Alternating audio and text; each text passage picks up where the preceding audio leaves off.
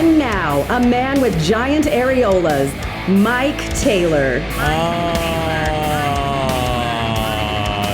Yes. It is Thursday, man. It is a new one of these Taylor Lives from LG Studios in San Antonio, Texas. It is Thursday. It is Fart Drop Thursday. It is one day out until our big remote we're doing. Tomorrow on Friday, we are not going to do our 10 a.m. show because it's going to start at 6 p.m. on account of we have a date for Friday night. On tomorrow night, we are going to celebrate Back to School Week for educators, teachers, and anybody that works in schools around here. We're inviting you all to go get 15% off at the Ringer Pub on Thousand Oaks Drive and Jones Maltzberger right there at the corner by the thrift shop. They're in the corner of that little strip mall there. It is the Ringer Pub. LG and I will start our show around 6, but the happy hour begins at 4. It is for teachers that need to tie one on after the first week of school, and we're giving you plenty of hookups. Food truck out there called Bacon Me Crazy. Drink especials for teachers. Well, anyone's invited, but especially if you're an educator, show us your badge, and we'll give you a discount on your booze. That's tomorrow at the Ringer. We'll start this show at 6 p.m. Today, of course, is our normal 10 a.m. start. And a guy that I've actually wanted to have on for some time, it was just a matter of getting around and having him on and making sure the schedules worked, was a dude that I don't know much about, which is why I wanted to have him on. A guy whose work I admire, stuff that I read a lot, that I have for a long time. A guy who you hear on occasion over on the Sports Star, the terrestrial radio station here in town, the sports station on FM. It's RJ Ochoa from Blogging the Boys. Not blog in, blogging. You put the G on there, which is an SB Nation joint. And RJ he runs the Blogging the Boys aspect of this. And he's on with us from Weslaco, down in the valley, way down there on the border. It's RJ Ochoa. Hey, man, how are you? Taylor, it's an honor. It's great to be here. Very nice of you to say. Those compliments go both ways. Thank you, When you're on a microphone in the 210, you look up to Mike Taylor. And if you don't, then, don't show up to the Ringer on Friday, I guess. Maybe my 2 cents and point of advice. Thanks, man. It's a subpar standard we've set here for people that want to do this kind of shit in this town. If I'm the guy that you look up to, but I appreciate you saying that. And no kidding. I don't know you yet. I'd like to hang out with you one of these days if you ever get up here again. I appreciate your hustle. That's the thing that I admire about, and we'll get all the kissing ass out of the way, then we'll talk Cowboys, I guess. I appreciate the hustle. Seeing a guy do what you've done for them. I have no idea how much money you make. I have no idea how that works. I have no idea anything. I just see a guy doing something clearly he likes to do that he loves probably, and kicking ass and hustling. And that's what I appreciate. I would rather have, not that you're not talented, I would rather work with somebody not quite as talented. You got to have some talent, clearly. But if I got two dudes here and they're equal talent and one works harder than the other one, I'm going to pick that hard-working dude all day long. And that's what I see in you, man, just a guy who just busts his ass. So, how many people do you have that help you do the Blogging the Boys? Well, first of all, it's very kind of you to say, and I think you would agree again, Taylor and I don't know each other very well, but after this, we're going to swap Social Security numbers. If you're making more money on your shit than I am, then yes, I'll do that. I couldn't do anything without my wife, my son, my parents. I've had a lot of support as I've chased my dream and my goals, and I've had a lot of luck. You mentioned the Sports Star. Jason Minix, Rob Thompson, Ari Temkin, David Chancellor were all so wonderful to me when I was first kind of learning how to do this. They were very patient with me. They provided me opportunities that they did not have to. And so you're right. I would add luck there. Besides being willing to work hard and having talent, you've just got to kind of catch fire at the right time and hope that you can run with it. I'm the only person that works in a full-time capacity at Blogging the Boys. There are several versions of me across SB Nation that run different sites. We have a dude who wastes his time running the Eagles site, somebody who runs our Chiefs site, our Niners site, things like that. We have bosses and supervisors because, corporate America has to have a version of the man in every entity. But, we have several contractors who also write articles, who also do podcasts. We want to make sure that if you're doing any kind of work for us, you're getting some kind of scratch in return. So it is a big process, a big production. But it all leads up to this time of year. And so the curtains are coming back, and we're all kind of really ready and willing to go on stage finally. Yeah, and no doubt, this. I mean, people around these parts of Texas and down where you are, if it's some dude's doing what you're doing, but he's living in Dallas, okay, that makes sense. Or some guy's living in, I don't know, North Texas, somewhere on the Oklahoma border, that makes sense. It just makes it more cool around here that this is a dude who's living in the valley who's doing this. It's not, you don't have to be based in Dallas to do something like this. I just looked at your Twitter feed. Hell, you got 68,000 Twitter followers, man. I mean, granted, you picked a pretty good topic to cover. I mean, the Cowboys are the Cowboys, but you still have to make that work. And so, for a dude from the Valley that's doing that, well, and taking advantage of the opportunity, but also putting in the work, I just wanted to start off by saying I respect it, man. I do, and I appreciate you coming on. Appreciate it. I would also add, just as a point of luck, the first season that I really did anything in San Antonio happened to be 2016. So it happened to be Dak and Zeke's rookie year. But yeah, I'm sure you would agree. You work hard enough, luck kind of finds you, and you do your best to marry all those ideas and potentials together. And maybe at some point you're hanging out on a Thursday with Mike Taylor, asking if the poster behind him is Apollo Creed and embarrassing yourself. Those things will happen to you. That's a real boxer. I make sure I'm still learning how to do TV. I've done radio for 20 years. I'm still learning. I'm still realizing. Oh yeah, he's rolling. That's Muhammad Ali, man. That's a legit dude right there. Yeah, that's not Apollo Creed. That's Ali. I love Ali. Well, Apollo's legit too. I mean, let's not discredit Apollo. May he rest in peace. My dad's favorite athlete of all time is Ali. So this is not mine, but I wanted LG, my producer, to put that in the background because that's kind of an homage to my father. And then you got Jimmy here, who I want to be Jimmy reincarnated in my next life. I would like to have his life. So I've got my dad's hero and my own up here, man. So, right okay, let's talk Cowboys because it's easy to do and there's a lot of shit going on. How about them Cowboys? So Jerry Jones clearly lied last week. I can't give Zach Martin money because I won't be able to sign Micah Parsons. So that's it. I guess Micah's going to leave in free agency now because we were told there's no money for Zach Martin because we have to sign Micah Parsons. And so now that they've capitulated and they've signed Zach Martin, I guess we should enjoy Micah while we got him, right? Because he's clearly going to leave because they now have no more money to pay him, right? Jerry always tells the truth, right?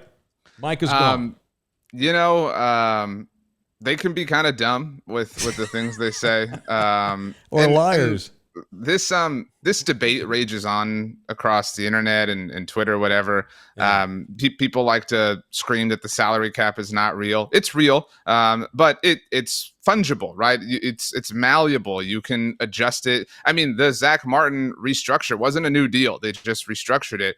By the way, like that in and of itself is like, people say like, oh, well, he signed a contract, he should fulfill. Well, they just restructured it. Like they just decided to change it and everybody was cool with that. Like so much for it being like binding and legal, but they added a void year, right? Like at the end of it for salary cap purposes, like they can do all these funky, weird, silly things. And so, yeah, they are laying the proper breadcrumbs to, lowball Micah next year. That's what this is all about. They don't, they're going to have to make him the highest paid defensive player in the NFL in whatever 9 months time.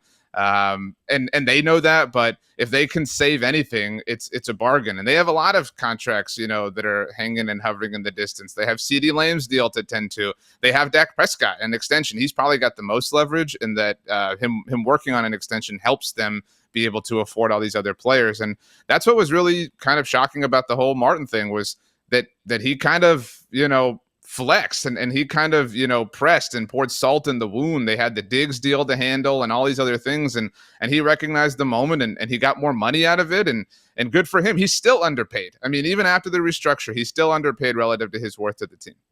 Well, I can see now. Fast forward to next year, provided that Jerry's alive, he's probably going to say, "Well, I can't give Micah what I wanted to because I had to give it to Zach Martin." More bullshit, They'll find a way to get Micah Parsons done, I'm sure. And let's just, since I mentioned next year or the year after, I want to go on the record now, and this may be a dumb thing to say, and I don't think it is, but we'll see how it plays out.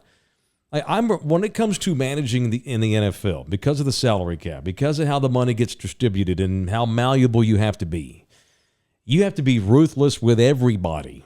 Unless you have Patrick Mahomes or Josh Allen or Justin Herbert. I just want to say this since you're on with me. You can trash me if you want. It's not that I don't want Micah Parsons back, but if I can't win any other games because I now have 5 holes in my defense because I had to give Micah Parsons X amount of money, I'm not sure what the point is. I'm just saying I'm preaching cautiousness with Micah Parsons. They don't have clearly he's going to be the highest paid guy at his position. Probably he's the highest paid defender in the league. Maybe the highest paid non-quarterback in the league. But I still need to make the guy earn it. You know, at the end of the day, he's not a franchise quarterback. He's a franchise defender and an edge rusher. But since we brought this up, and that's where I started off with, you have to be ruthless running football teams or you're not going to win titles. The teams that win titles are ruthless about their roster, and it doesn't matter who you are. I just worry that Dallas is just going to bend over and just give Micah whatever it takes at the expense of 3 or 4 other positions. That's what I worry about them doing that. I think that's a somewhat fair approach. I think you absolutely have to be ruthless. But there is positional value. Micah plays one of the most influential and impactful positions on an NFL team. There's no doubt about that, right? Like who your star pass rusher, star corner, star left tackle, assuming your quarterback's right-handed. Those things are all very, very near the top of the mountain, but they're still not the top, right? Like, I don't know who, if you said who's the 6th or 7th best quarterback in the NFL, that player is worth more than even the best pass rusher or the best left tackle because that position is so inherently valuable. And so would I draft Kirk Cousins over Micah Parsons? No, but he impacts his game more than Micah does. That's just the nature of the way that the game is played. And you run into, dumb counter arguments to that, like, oh, are you saying you'd rather have Kirk Cousins than Micah Parsons? No, I'm not saying that at all. But I'm saying if you're going to build around one, it's much easier to start at the floor that a franchise quarterback offers you than even a star pass rusher. Look at Aaron Donald is probably a better defensive player than Micah Parsons still, and his team sucks. Like his team is terrible, and they're going to be awful this year because they don't have, and they have a franchise quarterback, but if you don't have enough around you, it can be a bit of an anchor that sinks everything else around it. And we're talking about the Cowboys, which means they're unpredictable, and I'm not sure what they'll do, so we'll have to just let it play out and see. All right, it is RJ Ochoa with us. He's from Blogging the Boys. His segment's brought to you by, I hope you like vodka. If you don't, it's too bad because it's brought to you by vodka anyway. Live Oak Vodka, the official vodka of Thunderdome. And the Taylor Live Show, they got a 91 score last year on the Ultimate Spirits Challenge. Remarkably clean and good vodka made just outside of Corpus Christi in the Coastal Bend Distilling Company at Beeville, Texas. It is the official vodka of us, Live Oak Vodka. Okay, now since you're on, your timing is good with Zeke going to New England. That's another thing that I worry. It's Jerry, so every time he speaks on one of his many radio shows, the odds of him saying something that's half truth or all bullshit is pretty good, which is fine. I want me some glory hole. I understand that.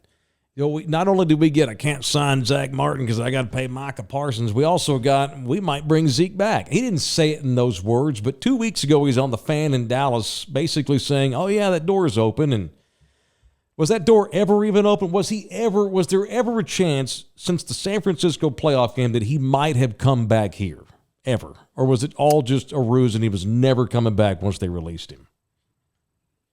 I think that there are some misconceptions about the Cowboys and Jerry Jones. I think oftentimes in sports, something is true, and then we just presume it to be true forever, right? It's like, oh, the Spurs love international players. Then they could not have one for 20 years, but people, that's not a great example now, but that they could not have one for 20 years and people would still say it because it became baked into their minds. And so in a Cowboys sense, people still are like, oh, they've got one of the best offensive lines in the NFL because that was true 10 years ago. No, they don't. Yeah, their offensive line is league average at best. And so a lot of people think that Jerry Jones is this wheeler and dealer. Oh man, Dalvin Cook's out there. Jerry would love to go. What? That hasn't been who this team has been for a very long time. Mm-hmm. Now, that being said, there are instances where I think that, they maybe have some of that vodka and return to their college nights from a, mentality and disposition standpoint. And so there are players who I think that they get very close to and people. I mean, I would put Jason Garrett in that mix. I guess he was a player, but in the most recent sense.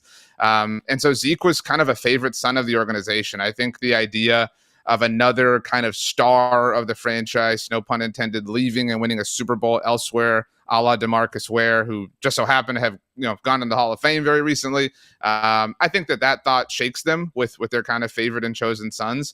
And so I totally buy that they at least wanted it to be possible, but in a practical sense, there was never any logic that proved that Zeke should have any business near the current roster that is the Dallas Cowboys. And that's unfortunate because he gave a lot to the team, and we all have some wonderful and very happy memories of that. But the reality is that, when you're an NFL running back, past 5-6 years of service, you're old. Like that, relative to what you do for a living, you are very old. The tread on your tires is all worn off. It's Deuce Vaughn's world. It's Rico Dowdle's world. It's Malik Davis's world. And not just from a talent standpoint, but from a cost standpoint. I mean, why pay, the New England Patriots are going to pay him up to $6 million. Even that's too much. And I want Zeke to make all the money in the world. But if it's my job to build a football team in the most fiscally responsible way, that's not the right way to do it. And so I think that they just were hopeful, right? Like maybe they'll get back together, right? Like they kind of talk about each other, but it just was never some. And I think the presence of somebody like Mike McCarthy has helped those sorts of things not come to pass in ways that they maybe would have in the past. I like what you said a minute ago about the and this kind of plays into people think of Jerry. Everyone just assumes he's got 5,000 oil wells, and this is the other thing too. It's like, well, any guy that's been in trouble with the law, if he's decent at all, Jerry's going to go sign him. When's the last time that's happened? I mean, yes, they did sign Pac-Man Jones. How long ago was that? 15 years ago. I mean, they did sign that. The guy's name escapes me now. When he became a fighter, I guess he was an MMA. Oh, Greg Hardy. Oh, Greg Hardy. Okay, yeah. I mean, everybody takes chances on dudes that have run afoul of the law, but there's this great myth by Cowboys fans that Jerry will do anything and sell his soul to all of the devils, and he's going to bring in all the bad boys, and he's going to take all the risk and throw all this money around when that's just not the case at all. The Cowboys handle their franchise and their money and their salary cap just like all the other teams do. I'm glad you said that. It's just true. Look, as somebody who's living, revolves around creating content around this team, it's kind of a bummer these last couple of years because they've just become boring. They've just become this like boring, efficient, successful football team. It's and I'm grateful for that from my fanhood perspective. But it's like, hey, maybe do something salacious every now and then. We need the SEO power behind that. And that's, again, something that I attribute to Mike McCarthy. I don't think this is true now. I haven't worked a Cowboys game in person in forever just because it works out so much better for me to be at home now. Mm-hmm. But at the beginning, and some of this was the COVID restrictions, you've seen the I would call it tunnel, but the area the Cowboys enter their games from, right? It's like a nightclub, right? Like with everything going on around them. At the beginning, they entered through the side, kind of like a high school team, like through the side tunnel. And again, I don't know. I've never verified whether that was something related to COVID restrictions because it was that 2020 season. But it did kind of feel like Mike McCarthy was like, "What the hell are we doing here? Like, why are we strolling through strobe lights and smoke like to go play a football game?" Like, so those are the kinds of things that have been dialed back, in recent years as the team has kind of matured as well. And Jerry's taken, I don't know that he would appreciate saying a step back, but Steven and Will McClay and all these other people have had larger voices and larger roles. So, it's just people still hold on to the Cowboys, not just success of the 90s, but their reputation and presentation as well. Absolutely. I even think this, I don't think it, I think I know it. Like, Jerry can go on the radio and say whatever the hell he wants. That doesn't make it true. And it's not like they're just going to, Jerry said we might go get Zeke. Let's open the door. They're not going to do that. Let Jerry do what he does and say what he says. Not that I have no respect for him. Not that he's not still the GM. But like you said, Will McClay and Mike McCarthy and all those guys on that staff are going to make the final best decision for that team, along with Stephen Jones, regardless of what Jerry may say or may not do. All right, you mentioned McCarthy, that's my other thing that's had my interest in recent days is now Mike's calling his own plays. A guy that spent all of 1 year when he was in Green Bay all those years calling plays. And I've wondered, every time someone bitches about Kellen Moore the last couple of years, I don't know what you think about Kellen Moore. Obviously, the Chargers still think he could call plays. I always wondered, why did McCarthy just start calling plays from the get-go? Why are we doing this just now? Have you been sitting on plays that you've been wanting to run for 2 years that Kellen Moore doesn't call?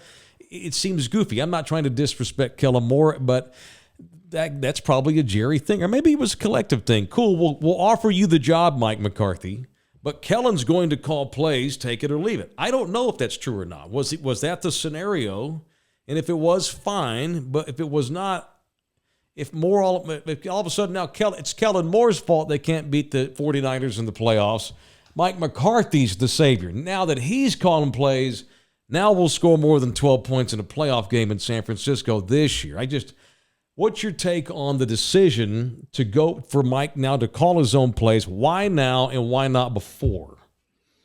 So I'm a fan of Kellen. Things like this turn into he's awesome or he sucks, right? Like those are the ends of the spectrum. It's possible that he can be a bright, football mind, and it just was time for a change. And I think that, multiple things can be true in that sense. I think when Mike McCarthy was hired, I think the context that's necessary. So the Cowboys have loved Kellen forever. Scott Linehan brought him over when he was the team's offensive coordinator. They were together in Detroit when Kellen didn't get drafted. The mighty Kellen Moore, with all those wins in college, didn't get drafted. And he was a player for the Cowboys, started a game for them in 2015 when Tony Romo was hurt. And then in 2017, they kept him on the practice squad forever. They would hang out with him and, we would write things and people would be like, what the hell are they holding on to this dude for? Like, he sucks. He stinks. And people would be like, well, he's really smart, in the meetings all week long. And it wasn't until the Philadelphia Eagles tried to poach Blake Jarwin off the Cowboys practice squad. They were fine. And this was the end of the 2017 regular season. And the Cowboys are finally like, all right, yeah, we got to cut Kellen. Blake Jarwin's too important. Kellen, peace out later. The next year, 2018, he's their quarterbacks coach. Okay, cool. Coaching, by the way, not just one quarterback who beat him out in Dak Prescott. Cooper Rush actually relegated, Kellen to the practice squad in 2017. But so he's the quarterbacks coach for 1 year. Boom. Here are the keys to the Corvette. Kellen, 1 year of service. You're ready to be a play caller in the NFL. And he was awesome in 2019. That is arguably Dak Prescott's finest season. I would debate 19 or 21. And so it made sense to kind of keep him around, keep status quo, somebody who Dak and Rush, I guess, had known for all of their careers. Despite the fact that, Mike McCarthy, you mentioned all his time as a play caller, he said, because he gave up play calling duties at one point, he said, I'm never going to do that again. And he did it. And I think that speaks to McCarthy's humility, that he was willing to kind of come in and not necessarily Sinatra style, my way, it all the way. And they had success, right? Like that there was proof in the pudding. But I do think that this I believe in Mike McCarthy, the play caller, but I do believe that this has also been a matter of like, okay, look, dude, you hired the guy who was this amazing offensive play caller, whose offensive play calling prowess won a Super Bowl in your building. If you never saw that would be so stupid. Like if we went the whole Mike McCarthy era without seeing that would be such a waste of all of our time. It would be like if somebody hired Dan Quinn and was like, dude, we don't want you to call plays on defense. Like, why? Why would you do that? And so people interpret that as saying like, oh, Mike knows he's on the hot seat, Mike, whatever. I think it's a combination of they had just run their course. Kellen was the Cowboys offensive coordinator in title for 4 years. It is very rare that an offensive coordinator lasts that long. And I know that doesn't sound like a long time. One of our writers wrote an article last year. So from 2008 through 2021, I think there were 15 offensive coordinators who reached a fourth year with a team, because generally by then either you stink and you're fired or you've been promoted to be a head coach somewhere. One of the offensive coordinators besides Kellen was Scott Linehan, his predecessor. The Cowboys are not a group that likes to make a lot of changes there.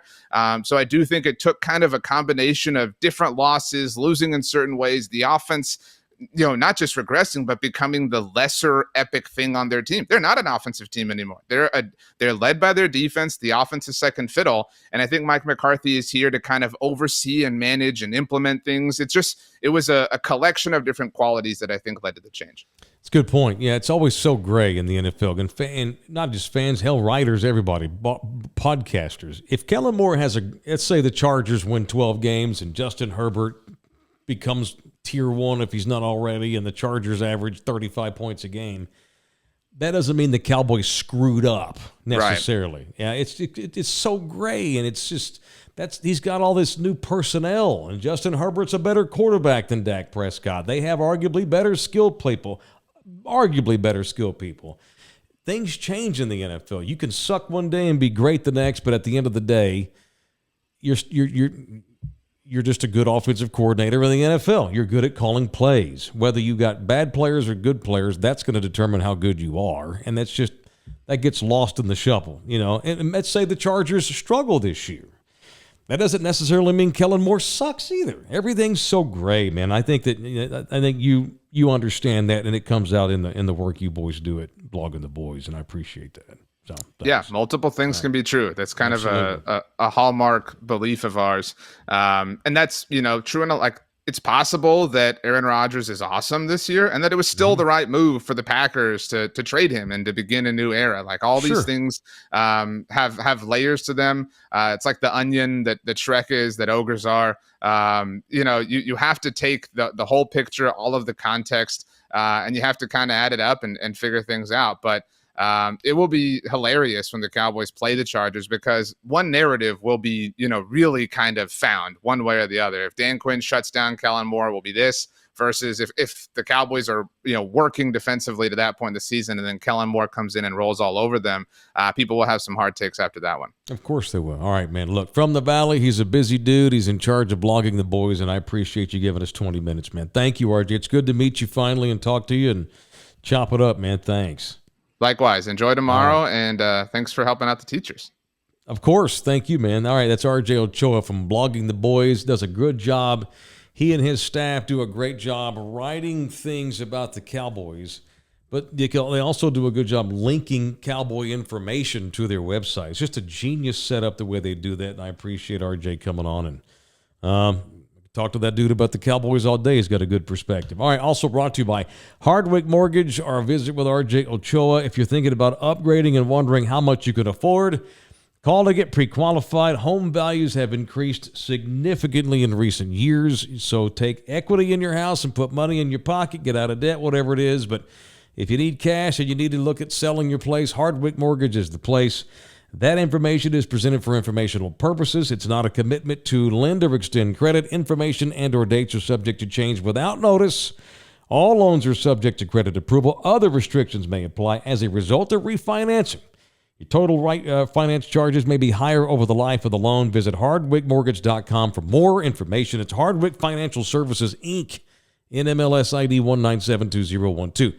If you need a mortgage guy, call. I'll just call Brad for you and have him call you. Whatever. Let me help you get a hold of Hardwick Mortgage or any of our sponsors.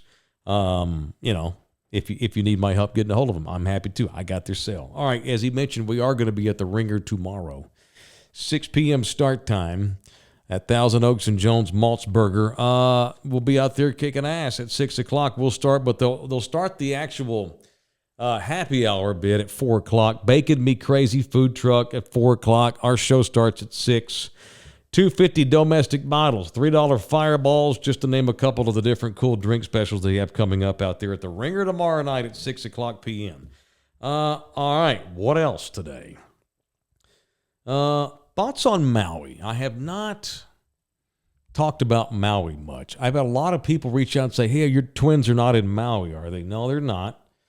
I'm getting ready to go visit those twins pretty soon, and I'm grateful to Thunderdomers who have asked about this. My twins live on Oahu, which is the island that is the most populated.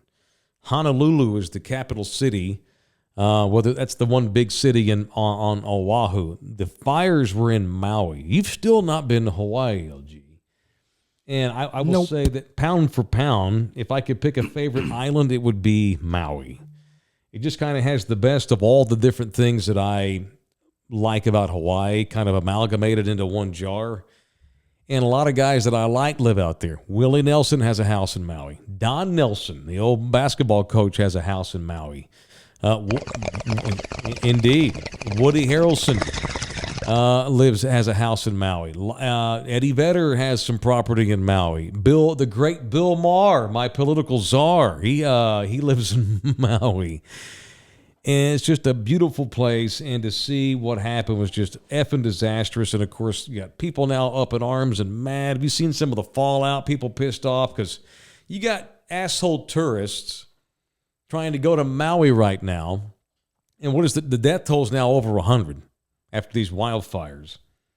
You got assholes trying to take advantage of maybe some cheaper flights by going to Maui right now on vacation.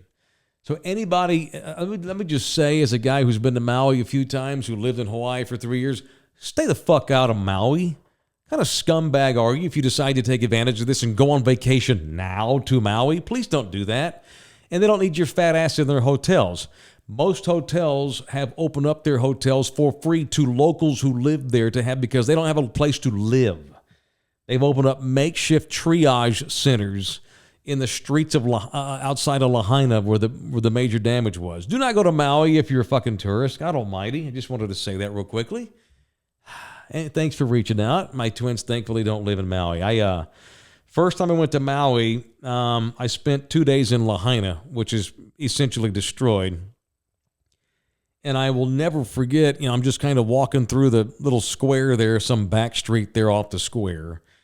And I went into this thrift shop because I wanted to get some cool, T-shirts from Hawaii or whatever. And I struck up a conversation with the guy that owned a little shop. It's right there off a main thoroughfare in Lahaina. And turns out he was from, I want to say where was he from? I want to say Brownwood, somewhere in Texas. Maybe Longview, some small town in Texas. And I'm like, holy shit, I'm from Fort Worth. I'll be damned. So we struck up this conversation. He had lived in Maui over 20 years. Oh, hippie, just decided to take money that he made working back in Texas and moved to Maui and invest in a little trinket shop and a little antique shop and a thrift clothing store.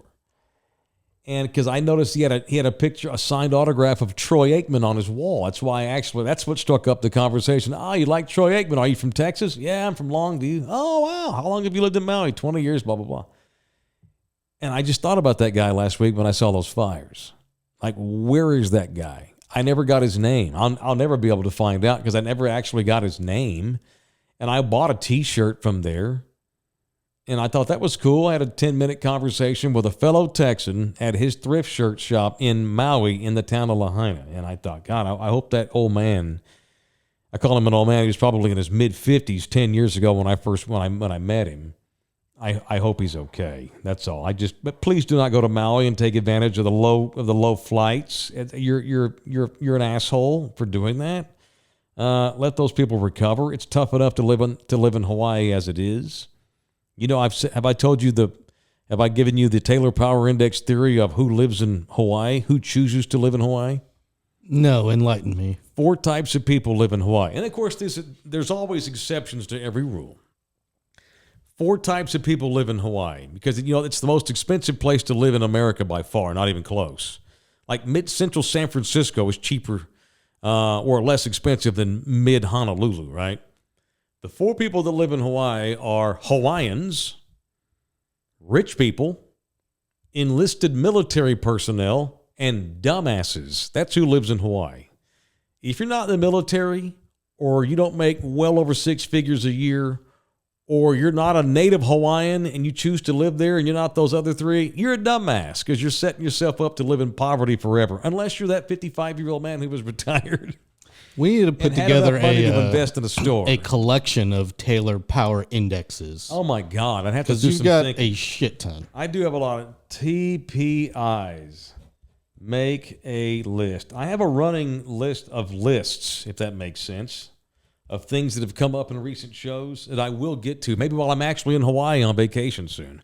All right, show brought to you in part also by Hank the Realtor. Do not buy a house in Hawaii unless you can absolutely afford it. If you are Woody Harrelson, live in Hawaii. If you're not, take advantage of the market in San Antonio, Texas. And my guy here in town is Hank Perez from Vortex Realty. If you are in need of a home, or you're in need to, maybe you're thinking, I want to sell my home, but I'm not sure what I could get for it in this crazy market, let Hank Perez from Vortex Realty run comps on your property. He will tell you what your place is worth.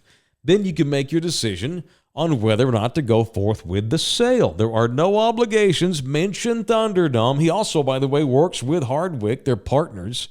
So when you go get your real estate agent, Hank, make sure you get hooked up with your mortgage guy, Brad Hardwick. It is Hank Perez. Text him your comps, 300-1121. It is 300-1121. It is Hank Perez. If you need yourself a real estate agent, call Hank. His name is Hank. All right, what else today?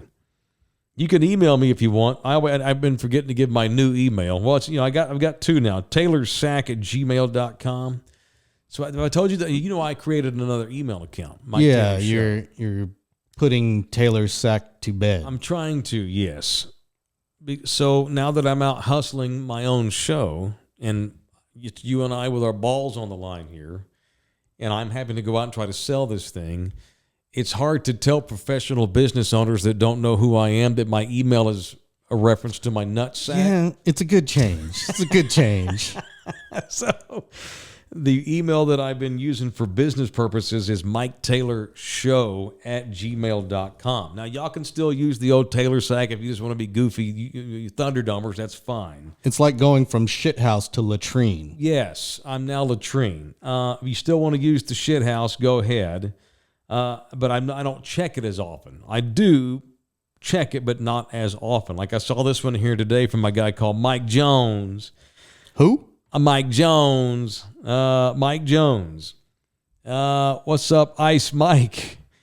I don't think it's that Mike Jones. I think it's just a different Mike Jones. Oh, okay. Thanks for clarifying. Thank you. Even though Kawhi Leonard had a weird divorce from the Spurs, I felt that Tony and Pop both should have thanked him for helping the Spurs win the title in 2014 at the Hall of Fame this weekend. Kawhi was the one who was guarding LeBron and stopping LeBron during that series. He should have at least been thanked for that. Yeah, I mean, hell, Kawhi was the MVP of the 2014 NBA championship. Don't forget that. Now, I'm surprised Pop didn't mention Kawhi. I am. But Tony Parker has nothing but bad blood with Kawhi Leonard. Kawhi Leonard threw Tony Parker's ass under the bus after Tony Parker threw him under the bus. And did Tony throw him under the bus? Yes. But what Tony said about him, was it true? You bet your ass. Tony Parker had the exact same knee surgery as Kawhi Leonard did. They both had ruptured tendons in their knee. And it was that ailment that led Kawhi. There was that injury in which Kawhi Leonard thought, bingo, here's my excuse to get out of San Antonio.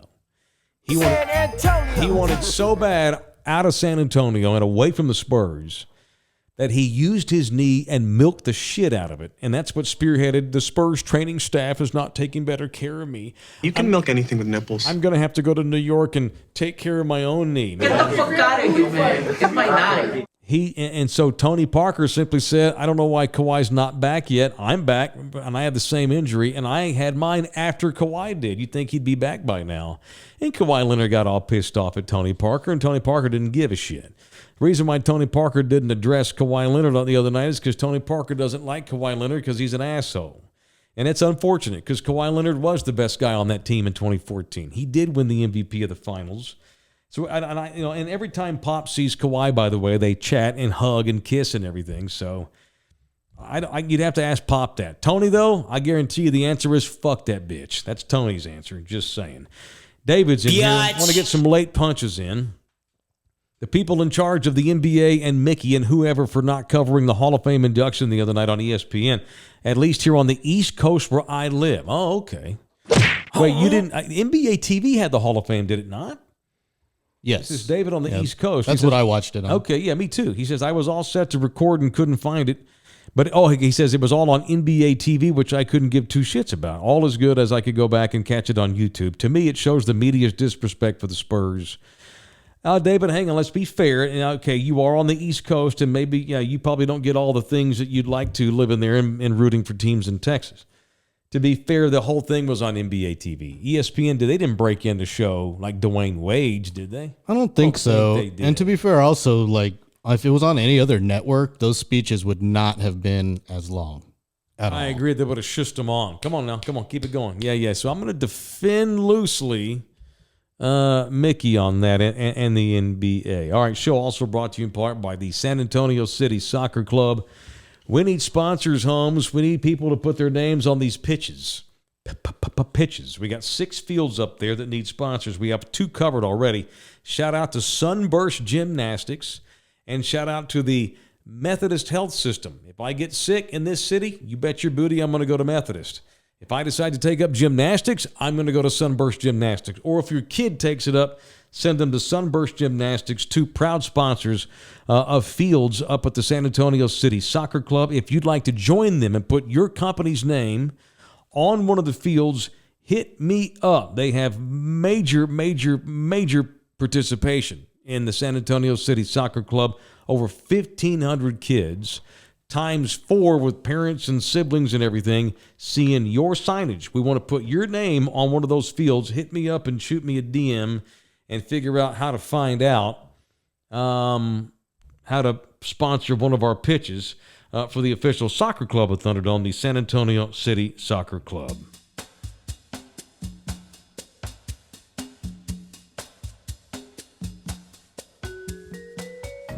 All right, we'll talk about that time that I played soccer. I actually played soccer once, and bad things happened to me. But before I get into that story, the story of the bad thing that happened to me, Taylor Trash brought to you by RNR Auto Glass. Go get yourself a Taylor hookup. If you get glass in your car that's damaged and needs to be replaced, repaired, fixed, they'll fix it quick at R&R right there by the airport at 281 and Tacoma, the physical address 104 West Tacoma Drive.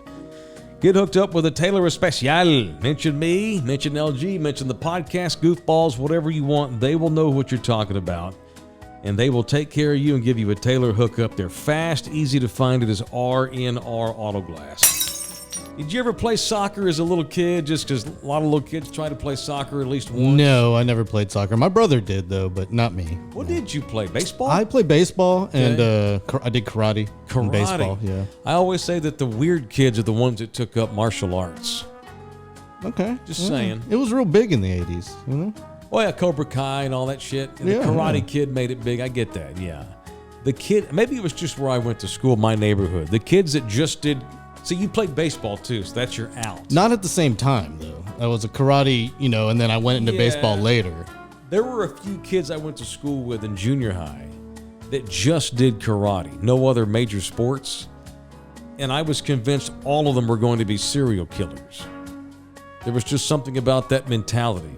Or maybe I was also just obsessed with serial killers because my mom was, and I went to bed hearing serial killer stories. Yeah, maybe that's it. Maybe I feel like it's more like that now with like the MMA gyms and stuff, like on every corner. I learned some moves from some of my buddies who had moved in. So we had a lot of immigrants from Cambodia, Laos, and Vietnam in the 80s because their parents had left after the war. And he showed me some martial arts moves, but I never actually got to practice them on anybody. But I didn't take actually karate classes. But I did play soccer one year in Oklahoma City, Oklahoma. Played for a team called the Sooners. Right? And here I am, 6 years old, and Grandma Becky signs me up for soccer, playing for the Sooners in Oklahoma City. How original. And I was all ready to go out there and take soccer by storm. But remember, I told the horse riding story yesterday on the show. Like, I think I could have loved horses and been a horse rider. But when I was 5 years old, some dumbass cousin of mine left me alone on a horse, and it took off running with me on the back of it, and it freaked my ass out, and I've been afraid of horses ever since. I had a bad experience in the one season I played soccer, too, as a little kid. About the same age as when I had the horse trauma. Had a lot of trauma as a kid, LG. No way. So I'm out there running around thinking I'm going to be the next Pele or whatever. In 1982. And I'm running around and the ball's loose. It's 5 and 6 year old soccer, so it's just fucking chaos. And I remember that week before the first game, my mom asking me, do you want to wear a cup? A cup on my little ass penis with my shriveled up peach fuzzy balls? No, I don't want to wear a cup. I was in the pool! I was in the pool! So she's like, all right, cool. You don't have to wear a cup. She didn't care. So you know where this is going. I'm running all around. And the ball's loose, and I'm chasing it, and a kid from the other team kicks the ball. He's about 15 feet from me and just kicks it right at me and nails me right in the nuts. Pop with a soccer ball. Oh! And so I fall to one knee, right? Just on one knee. Ah! Whew. Okay, cool. Okay, that wasn't so bad. I just get up and join the play slowly, but I was able to get my bearings back and get back into the play. About 20 minutes go by, I'm ass whipped. No one scored a goddamn goal. I'm wondering what the hell is this sport all about. I've already gotten hit in the nads with a ball. And now we're fighting in a scrum because these are 6-year-old shitbag soccer players. And I'm in the scrum trying to get the ball, and one of my own teammates kicks the ball and whiffs and catches me in the left noo-noo. Right on the left testicle. I took both knees, not just one. Went both knees down. I thought I was going to vomit. The pain was so bad. And thankfully, that was toward the end of the game. So the coach brought me off the pitch and played shorthanded because we just had enough players to field the team. And so I watched the last 10 minutes or so of that game standing there crying because I got kicked in the balls by my own teammate on accident because he was an idiot. Well, next time, listen to your mama. Well, there was no next time. So I fought through the season barely playing because a couple of more kids wound up signing up for the team. And I told the coach point blank, I don't want to play in any of these games. And my mom was like, well, you're going to finish the season, whether you play in the games or not, because I paid $50 for this shit. Because Grandma Becky's grandma. Grandma Becky is the mom. You know, George Lopez always bitches about his grandma and his mom, how awful they were to him as a kid. That was my mother as you know.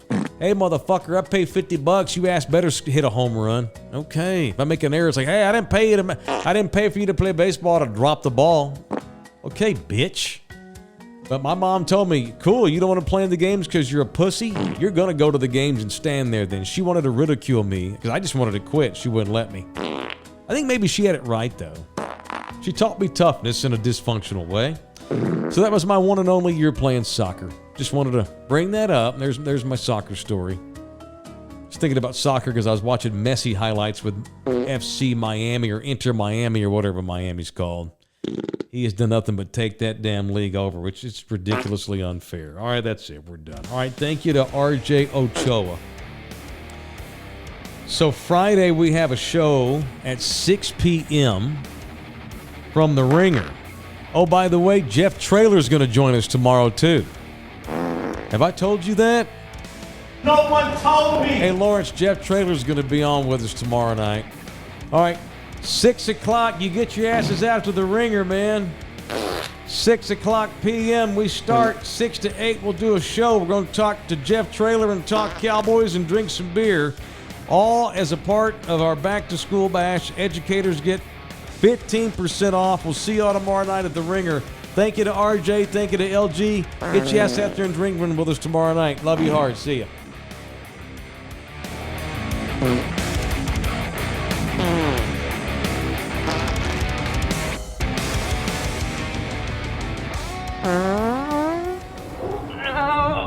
Come back, you puppy! This program was made possible by contributions from viewers and listeners like you. Thank you.